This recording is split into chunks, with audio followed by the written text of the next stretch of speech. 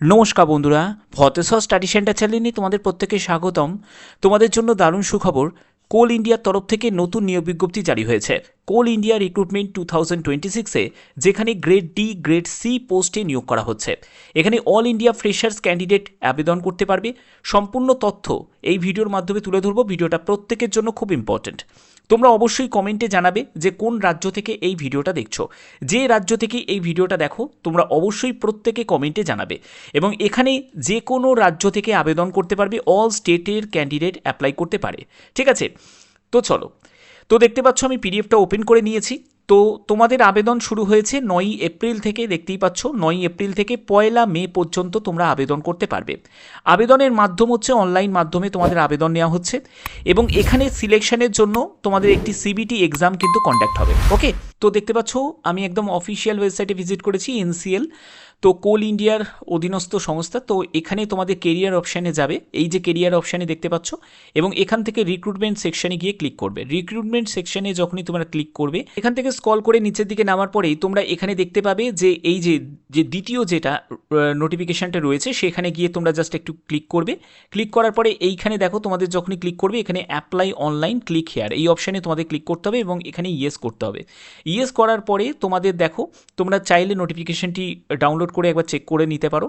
তো যারা আবেদন করবে তাদের প্রথমে রেজিস্ট্রেশন করতে হবে। রেজিস্ট্রেশন করার জন্য তোমাদের ক্লিক হেয়ার অপশানে ক্লিক করবে। মাথায় রাখবে 9ই এপ্রিল থেকে 1 মে পর্যন্ত মানে আবেদন করা যাবে। তো এখানে আমি ক্লিক হেয়ার অপশানে ক্লিক করছি। দেখো তোমাদের এখানে এটা রিলোড হচ্ছে।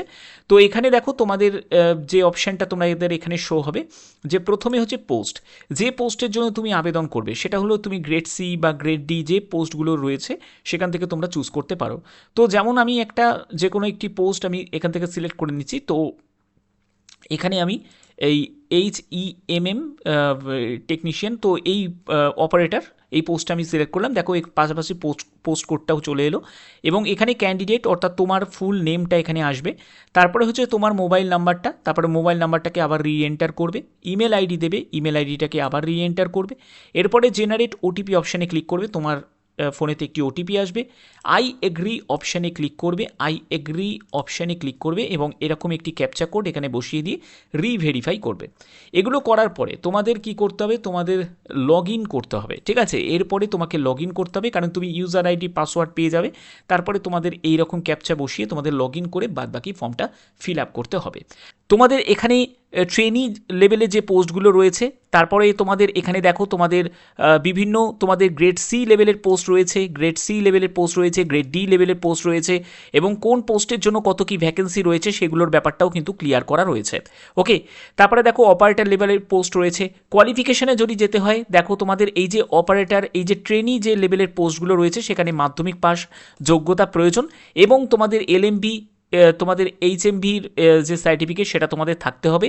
পরবর্তী হচ্ছে যে স্টাফ নার্স, যেটা গ্রেড সি এর মধ্যে পড়ছে, এখানে উচ্চ মাধ্যমিক পাস যোগ্যতা প্রয়োজন এবং তোমাদের BSc নার্সিং তোমাদের থাকতে হবে বা GNM কোর্স করা থাকলেও আবেদন করা যাবে। ফার্মাসিস্ট যে পোস্টটা রয়েছে সেখানেও তোমাদের উচ্চ মাধ্যমিক সঙ্গে সায়েন্স ব্যাকগ্রাউন্ড থাকতে হবে, ডিপ্লোমা ফার্মেসি নিয়ে করা থাকতে হবে। তারপরে দেখো টেকনিশিয়ান লেভেলের পোস্ট রয়েছে, সেখানে প্যাথোলজি যদি ডিপ্লোমা করা থাকে আবেদন করা যাবে। টেকনিশিয়ান তোমাদের ডেন্টাল যেটা গ্রেড ডি এর মধ্যে পড়ছে। তারপরে দেখো ফিজিওথেরাপিস্ট থেকে শুরু করে জুনিয়র টেকনিশিয়ান পোস্টও রয়েছে, সেখানে আবার উচ্চ মাধ্যমিক পাস যোগ্যতা প্রয়োজন। তোমাদের যদি 2 বছরের সার্টিফিকেট থাকে ECG টেকনিশিয়ান নিয়ে আবেদন করতে পারবে। তারপরে হচ্ছে যে রেডিওগ্রাফার নিয়ে যদি ডিপ্লোমা করা থাকে তাহলে তুমি এই পোস্টের জন্য আবেদন করতে পারবে। ওভারসিয়ার সিভিলের জন্য তোমাদের মাধ্যমিক পাস যোগ্যতা এবং ডিপ্লোমা যদি পলিটেকনিক করা থাকে সিভিল ইঞ্জিনিয়ারিং নিয়ে তাহলে আবেদন করতে পারবে। তো আশা করি ব্যাপারটা তোমাদের কাছে ক্লিয়ার করতে পারলাম কোন পোস্টের জন্য কী কী যোগ্যতা প্রয়োজন।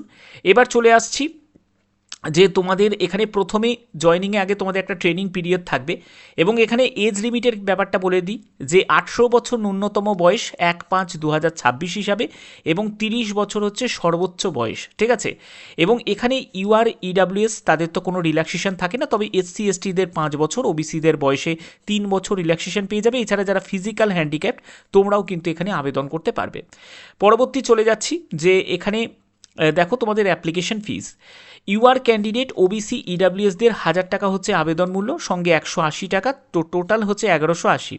এবং এসসি এসটি এক্স সার্ভিসম্যান যারা রয়েছে, পিডাব্লিউবিডি ডিপার্টমেন্টাল ক্যান্ডিডেট যারা রয়েছে, তাদের কোনো আবেদন মূল্য লাগবে না। ঠিক আছে, তো এইগুলো দেখো এখানে ক্লিয়ার করাই রয়েছে। এবার হচ্ছে যে তোমাদের এখানে দেখো সিলেকশনের জন্য তোমাদের একটি সিবিটি এক্সাম কন্ডাক্ট হবে, যে সিবিটি এক্সামের টেস্ট সিটি কোথায় কোথায় তোমাদের টেস্ট সিটি পড়বে সেগুলো পরবর্তী জায়গায় বলবো। এবং সেখানে তোমরা লিস্ট পেয়ে যাবে, প্রেফারেন্স তোমার লিস্ট পেয়ে যাবে, এবং তোমাদের 100 নম্বরের তোমাদের টোটাল পরীক্ষা হবে। ঠিক আছে, এবং ইউআর এবং ইডাব্লিউএস যারা ক্যান্ডিডেট তাদের 50 কিন্তু মিনিমাম মার্কস তোমাদের রাখতেই হবে। SC ST ex serviceman OBC এবং পিডাব্লিউবিডি ক্যাটাগরি থেকে যারা আছো তাদের 100-র মধ্যে 40 পেলে কিন্তু তোমরা পাস করতে পারবে, মানে কোয়ালিফাই করতে পারবে। ঠিক আছে, এটা হলো মিনিমাম স্কোর। ঠিক আছে, এর থেকে যারা হাই স্কোর হবে তারাই কিন্তু সুযোগ পাবে। তো এর পরবর্তী হচ্ছে আর কি কি বলা হয়েছে, আমরা সম্পূর্ণ ডিটেলসটা তোমাদের এখান থেকে দেখাবো। তো দেখো, আবেদন করার জন্য তোমাদের কি করতে হবে, অফিসিয়াল ওয়েবসাইটে ভিজিট করতে হবে। অফিসিয়াল ওয়েবসাইটটা কি, এনসিএল। ঠিক আছে, তো এই এনসিএল এর অফিসিয়াল সাইটে ভিজিট করবে, সেখান থেকে তোমাদের রিক্রুটমেন্ট এবং এমপ্লয়মেন্ট নোটিসে গিয়ে তোমাদের আবেদন করতে হবে। সেখান থেকে তুমি পোস্ট সিলেক্ট করে তুমি আবেদন করতে পারবে, এবং তোমাদের যোগ্যতার ব্যাপারটা অলরেডি ক্লিয়ার করে দিয়েছি, কোন পোস্টের জন্য কি যোগ্যতা, এবং সেই যোগ্যতার যে নিরিখে যে সার্টিফিকেটগুলো সেগুলো তোমাদের অবশ্যই তোমাদের লাগবে। ঠিক আছে, তো এই হচ্ছে তোমাদের এখানে মেন ডিটেলসটা দেওয়া রয়েছে। ওকে, তো তোমাদের এই যে বিজ্ঞপ্তি তোমাদের প্রকাশিত হয়েছে সেটা হলো নর্দার্ন কোলফিল্ড লিমিটেডের তরফ থেকে, অর্থাৎ এনসিএল এর তরফ থেকে, যেটা হচ্ছে কোল ইন্ডিয়া লিমিটেডই সাবসিডিয়ারি। তো এইখানে তোমাদের এগুলো কিন্তু সম্পূর্ণ ডিটেলসটা দেওয়া রয়েছে। তো আশা করি ভিডিওর মাধ্যমে সম্পূর্ণ ব্যাপারটা তোমাদের কাছে ক্লিয়ার করতে পারলাম। এবার হচ্ছে যে কিভাবে আবেদন করবে। দেখো, আবেদন করার জন্য আমি তোমাদের দেখিয়ে দিচ্ছি যে কিভাবে তোমাদের আবেদন করতে হবে। আবেদন করার জন্য এখানে বলে রাখি যে অল ইন্ডিয়া যে কোনো প্রার্থীরাই এখানে অ্যাপ্লাই করতে পারে, এবং সিটি ব্যাপারে কিন্তু এখানে ডিটেলসটা দেওয়া নেই, তবে তোমরা প্রেফারেন্স হিসাবে তোমরা সাজাতে পারবে।